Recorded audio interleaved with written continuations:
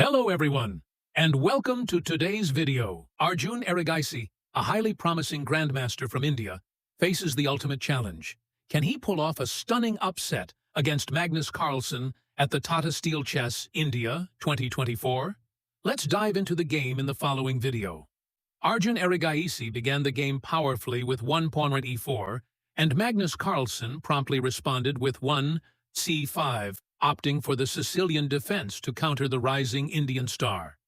White continued with 2 pawn and f3, and black played 2 at e6. Arjun advanced his pawn to 3d4, aiming to claim central control. Magnus captured on 3 6d4, and Arjun recaptured with 4 quen xd4. Black developed his knight with 4 nc6, provoking White's central knight. Arjun deployed his other knight to 5 nc3, strengthening his central presence. Magnus placed his queen on 5 qc7, maintaining flexibility while targeting the central squares. Arjun followed up with 6 b3, fortifying the center. Magnus played 6 a6, aiming to protect b5 while preventing White's knight from infiltrating via b5. Arjun advanced his pawn to 7 a3, securing control over b5 and denying Black's light-squared bishop any pinning opportunities.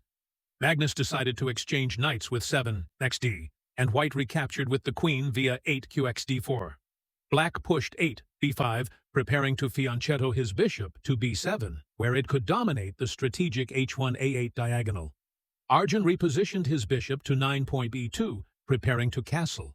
Magnus, sticking to his plan, placed his bishop on 9 db7, enhancing his control over the center. Instead of castling short, Arjun surprised Magnus by castling long with 10, aiming to mobilize his rook on the open d file. In response, Magnus brought his rook to 10 rc8, doubling pressure on the open c file with both his rook and queen. To counter this, Arjun played 11 kb1, removing his king from the firing line of Black's pieces.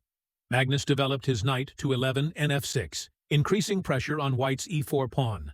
Sensing the threat, Arjun boldly pushed 12 e5, attacking the knight. Magnus retreated to 12 nd, offering a knight exchange while simultaneously threatening White's b3. If Black were to capture the knight on c3, it would disrupt White's kingside pawn structure. Alternatively, if Black captured the bishop on e3, White would lose a critical strategic piece. Anticipating this, White decided to exchange the bishop for the knight on d5, neutralizing the threat. Black recaptured with the bishop on d5, targeting the g2 pawn. Instead of defending with rg1 or advancing f3, White played bd3, setting a trap. Thinking it was a safe move, Black captured the pawn on g2 with the bishop, attacking White's rook. White calmly moved the rook to g1, counterattacking. After taking the pawn, Black retreated the bishop to d5, securing control over the center. White pushed h4, aiming to launch a kingside offensive. With White's rook on g1 threatening the g7 pawn, Black's f8 bishop was immobilized. To free the bishop, Black advanced g6. White maneuvered the queen to f4, intending to invade f6 and target Black's rook. In response, Black moved the bishop to e7, blocking the queen's entry. White pushed h5, breaking into Black's g6 stronghold. Given this position, Black couldn't castle without exposing the king to White's attack. Instead, Black moved the rook to f8, reinforcing the defensive setup. White advanced the bishop to d4, protecting the e5 pawn to allow the queen freedom to maneuver. Black positioned the queen on b7, signaling plans to advance the b4 pawn, attack on the queen side, or support the bishop targeting f3. White advanced the rook to g3, securing the third rank. Black followed through with b4, aiming to open the queen side for heavy piece activity. White captured on b4, igniting a skirmish. Black's queen took on b4, only for White to counter by capturing the bishop on a6, leveling the material balance. Black moved the rook to b8, combining forces with the queen to target White's king. White repositioned the bishop to e2, anticipating further attacks. As expected, Black shifted the rook to a8, exploiting the open a file for an assault on White's king. White advanced b3, tightening the defense of dark squares around the king, particularly a1. Black withdrew the queen to a5, threatening a descent to a2 with check. White preemptively retreated the bishop to b2, fortifying the queen side. Black delivered a check on a2 with the queen, forcing white's king to c1. Black moved the rook to c8, threatening to capture on b3 with the bishop. Sensing the danger, white advanced c4 to secure the position. Black responded by capturing the h5 pawn.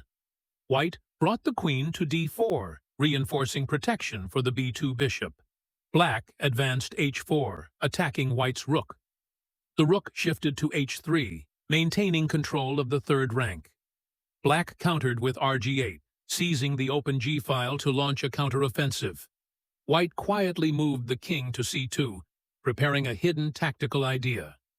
If Black overlooked the threat, White could deliver a decisive blow by moving the rook to a1, trapping Black's queen. Aware of the danger, Black withdrew the queen to a8. White advanced the rook to c3, placing it in front of the king and threatening the bishop on d5. Black advanced the bishop to e4, delivering a check. White blocked with the bishop on d3. Black then retreated the bishop to f3, attacking White's rook. White moved the rook to a1, threatening Black's queen. Black repositioned the queen to 6. White captured the h7 pawn with the bishop, rebalancing the pieces. In response, Black moved the rook to g2, simultaneously threatening White's king and eyeing opportunities to pressure the f2 pawn by planning a bishop maneuver to c5. Running out of options, White advanced the bishop to a3, proposing an exchange to neutralize Black's dangerous attacking bishop. Aware that a confrontation was inevitable, Black traded the bishop on a3, and White recaptured with the rook. With White's rook, queen, and bishop now concentrated on the queen's side, Black pushed the h3 pawn, leaving it only 2 squares away from promotion. Recognizing the danger, White swung the queen to a4 to block the pawn's progress. Undeterred, Black advanced the pawn to h2, preparing to promote. White hastily repositioned the rook to a1, defending the first rank and preventing the pawn from queening. Black brought the rook to g1, aiming to exchange rooks and clear the path for the pawn to promote. Facing imminent threats, White sacrificed pieces by moving the queen to h2, capturing the dangerous pawn while accepting the loss of the rook. Black captured the rook on a1. White retreated the bishop to g6, challenging Black's remaining pawn. If Black were tempted to capture the bishop on g6, White would seize the opportunity to deliver perpetual check. White plays qh8+, Black moves the king to f7. White checks again with qf6+, Black retreats the king to e8. White continues with qh8+, forcing Black back to e7. White checks once more with qh6+, driving the king back to e8.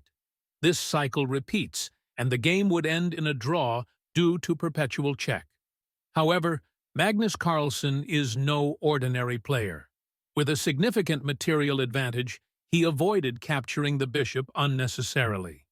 Instead, Black played kd8, repositioning the king to the queen's side and avoiding White's perpetual check attempts.